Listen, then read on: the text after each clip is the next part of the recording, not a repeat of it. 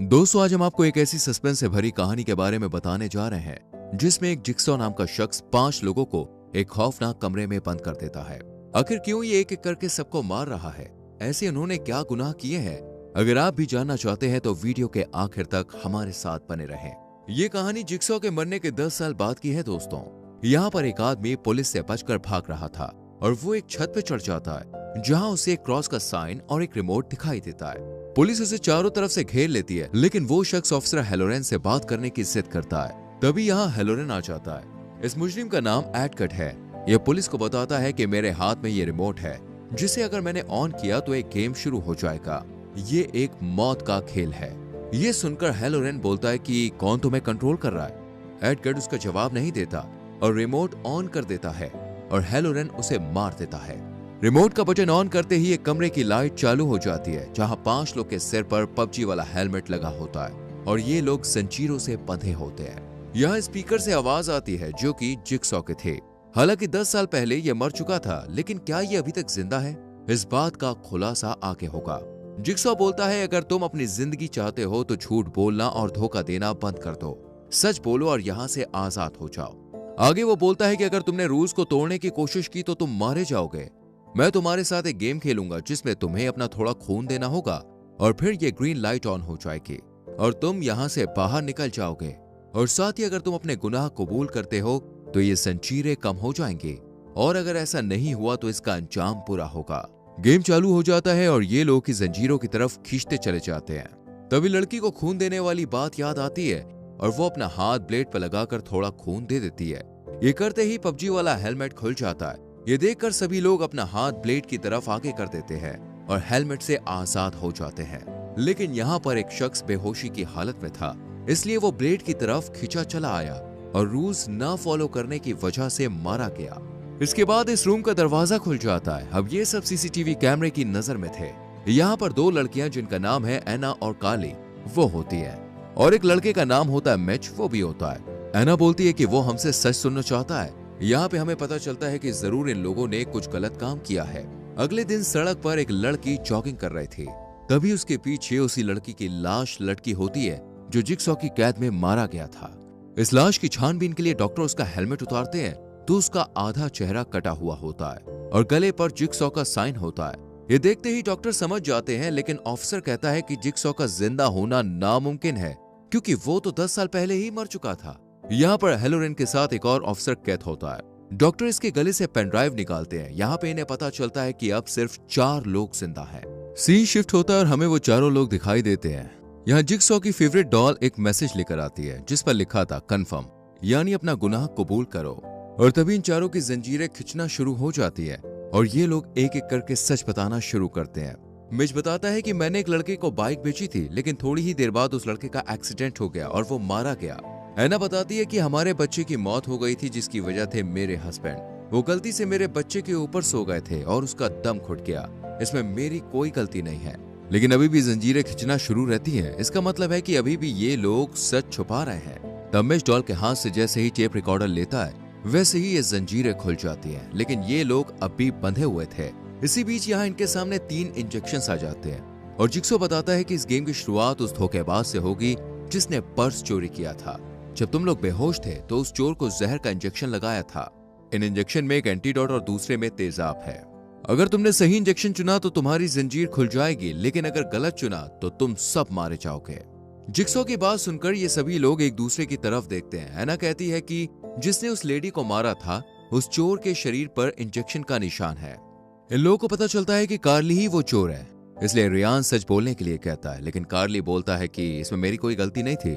इस सुनते ही जंजीरें दोबारा खिंचना चालू हो जाती है और रियान कार्ली के शरीर में तीनों इंजेक्शंस इंजेक्ट कर देता है और कार्ली की आंखों और गले से खून निकलना शुरू हो जाता है और उसे एक दर्दनाक मौत की सजा मिलती है। कार्ली ने मरने से पहले बताया था कि उसकी जिंदगी की कीमत $3.50 है, यानी इससे हमें पता चलता है कि कार्ली ने $3.50 चुराए थे और यही इनके अगले जोर का कोड था। दूसरी तरफ हमें ऑफिसर दिखाया जाता है जो कि कहता है कि यह आवाज जिक्सॉ से काफी मिलती जुलती है, लेकिन वो कहता है कि ऐसा कैसे हो सकता है, जिक्सॉ तो 10 साल पहले ही मर चुका था। फिर सीन शिफ्ट होता है और हमें यहाँ दूसरा रूम दिखाया जाता है।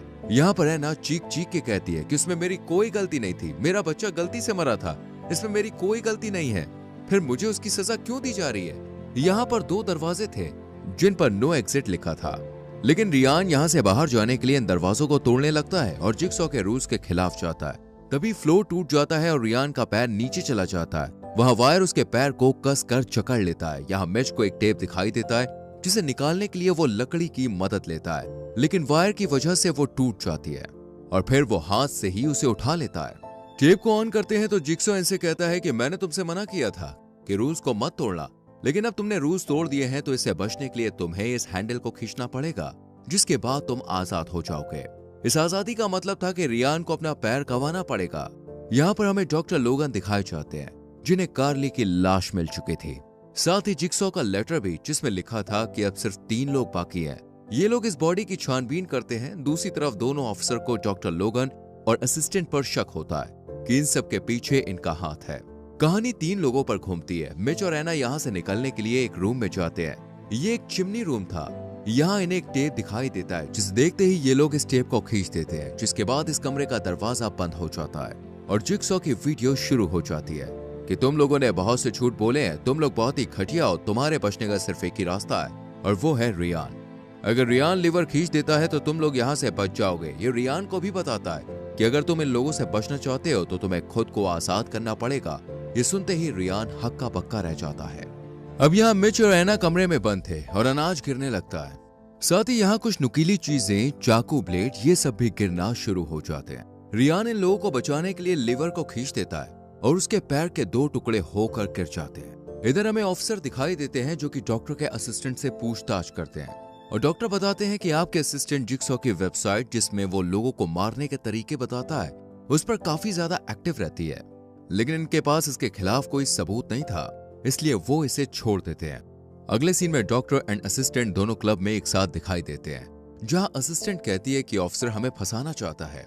उसके बाद वो डॉक्टर लोगन को जिक्सॉ के पुराने वाले घर में ले जाती है, जहां उसके साथ सारे ट्रैप थे। दोनों को यहाँ देखकर एक ऑफिसर चुपके से इनके वीडियो रिकॉर्ड कर लेता है। यहाँ सीन फिर से इन 3 लोगों पर शिफ्ट होता है और हमें मिच का नाम दिखाई देता है। जैसे ही मिच टेप को उठाता है वैसे ही उसके पैरों को एक रस्सी जकड़ लेती है और मिच ऊपर लटक जाता है। जिक्सॉ कहता है कि तुमने अभी तक पूरा सच नहीं बताया। उस दिन तुमने उस बाइक को बेचकर $600 लिए थे, हालांकि तुम्हें पता था कि उसका ब्रेक खराब है और तुम्हारी ही वजह से उस लड़के की जान गई। वो लड़का मेरा भतीजा था, उसकी किसी से भी दुश्मनी नहीं थी। वो बोलते ही उसके सामने एक डिवाइस आती है और वो बोलता है कि इसमें उसी बाइक की मोटर फिट है, तुम्हें इसका ब्रेक दबाना पड़ेगा। इसके बाद मोटर ऑन हो जाती है। एना मिच को बचाने के लिए टायर को बंद कर देती है, लेकिन थोड़ी देर बाद टायर फिर से ऑन हो जाता है और मिच इसके अंदर चला जाता है और वो मारा जाता है। यहाँ हॉस्पिटल से एडगर, जो कि शुरू में दिखाया गया था, वो गायब हो जाता है। ऑफिसर उसे तलाश करने लगते हैं।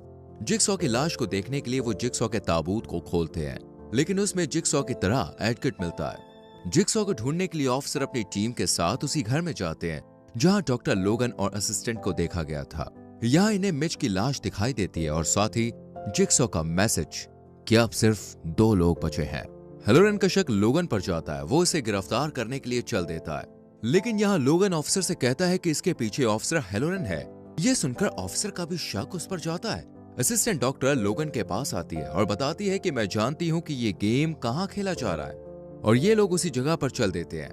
इनके पीछे पीछे हेलोरन भी चला जाता है। अब सिर्फ एना और रियान ही बचे थे। एना एक दरवाजे को खोलकर दूसरी तरफ आ जाती है, जहां इसे एक आदमी दिखाई देता है। वो इस पर अटैक कर देता है। अगले ही पल एना और रियान दोनों के पैर जंजीर से बंधे हुए होते हैं। उनके सामने था जिक्सॉ। यहाँ वो दोनों की जुर्म बताता है। रियान से कहता है कि तुमने बचपन में बहुत से लोगों को परेशान किया है और तुम्हारी वजह से 3 दोस्तों की कार एक्सीडेंट में मौत हो गई।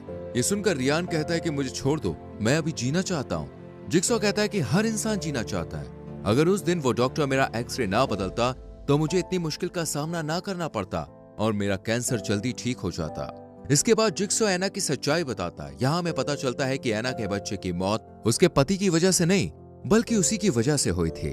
उस रात उसका बच्चा बहुत रो रहा था। उसी से तंग आकर एना ने अपने बच्चे के मुंह को तकिए से दबा दिया और उसके बच्चे की मौत हो गई, और उसका सारा इल्जाम एना ने अपने पति के सिर कर दिया। जिक्सॉ एक बंदूक और एक गोली उठाता है और इन दोनों से कहता है कि इसमें तुम्हारी आजादी की चाबी है, तुम्हें एक दूसरे को मारना पड़ेगा। बाहर जाते ही एना बंदूक उठा लेती है और रियान की तरफ कर देती है। रियान ऐसा करने से मना करता है और कहता है कि ये एक चाल है, लेकिन ऐना इसकी बात नहीं सुनती और बंदूक चला देती है। ये गोली उल्टा ऐना पर ही लग जाती है और उसकी वहीं पर मौत हो जाती है, जिसके बाद रियान को आजादी की चाबी मिल जाती है। गेम वाली जगह पर लोगन भी आ जाता है। लोगन हैलोरेन की गर्दन पर इंजेक्शन लगा देता है और अगले सीन में ये दोनों भी जिक्सॉ के ट्रैप में फंस जाते हैं। जिक्सॉ इन लोगों को बताता है कि तुम्हें अपनी गलतियां मालूम है, उन्हें कन्फेस करो और आजाद हो जाओ। हैलोरेन डिवाइस का बटन ऑन कर देता है और लोगन उसकी तरफ खींचा चला जाता है। इसी बीच लोगन बताता है कि जिसने जिक्सॉ का एक्सरे चेंज किया था वो कोई और नहीं बल्कि मैं ही था। लोगन की डिवाइस ऑन हो जाती है और वो वहीं पर मारा जाता है। हैलोरेन सच बताता है कि मैंने बहुत रिश्वत खाई है, मेरी वजह से बहुत से मासूम लोगों की जान गई है। ये कहते हुए इस कहानी का सारा सच सामने आ जाता है और लोगन जो कि मारा गया था वो जिंदा हो जाता है और कहता है कि यहाँ 20 साल पहले गेम खेला गया था जिसे जिक्सॉ ने बनाया था।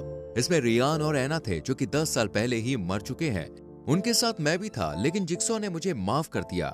यहाँ हमें एक और सच्चाई का पता चलता है। एडगर वही शख्स है जिसने लोगन की बीवी को मारा था, लेकिन हैलोरेन ने उससे रिश्वत लेकर उसे जाने दिया और जो गोली एडगर पर चलाई गई थी वो भी लोगन ने चलाई थी ताकि अपनी बीवी का बदला ले सके। वो कहता है कि इस गेम के आखिरी खिलाड़ी हम हैं और फिर हैलोरेन की मौत हो जाती है। हमें पता चलता है कि अब आगे जिक्सॉ का काम लोगन जारी रखेगा और उसका साथ देगा। दोस्तों, आपको इस मूवी की एक्सप्लेनेशन कैसी लगी मुझे कमेंट करके जरूर बताएं। वीडियो को लाइक और शेयर करें।